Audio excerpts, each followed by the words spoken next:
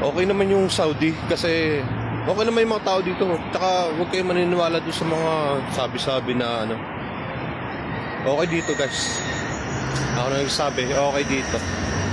Guys, kung tatanungin nyo kung bakit Saudi napili kong puntahan para pagtrabahuan.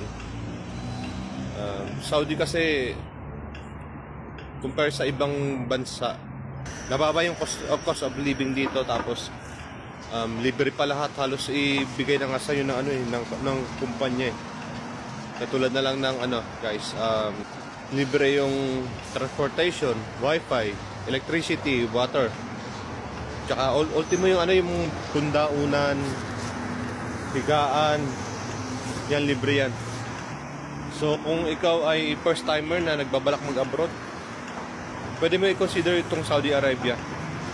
Tapos pag siniswerte ka pa, makakuha ka ng trabaho dito na ano, na libre lahat pagkain, libre pagkain simula breakfast, lunch, dinner. So pag na-assign ka dun ng company mo sa ano ba, sa hotel o kaya kahit saan na may libre, swerte ka na dun. Laking tipid mo na. Biruin mo na yun ha. Libre na wifi, libre pagkain, di ba? Sangka pa lahat, libre. Gagawin mo na talaga magtatrabaho. So Saudi, good ang Saudi.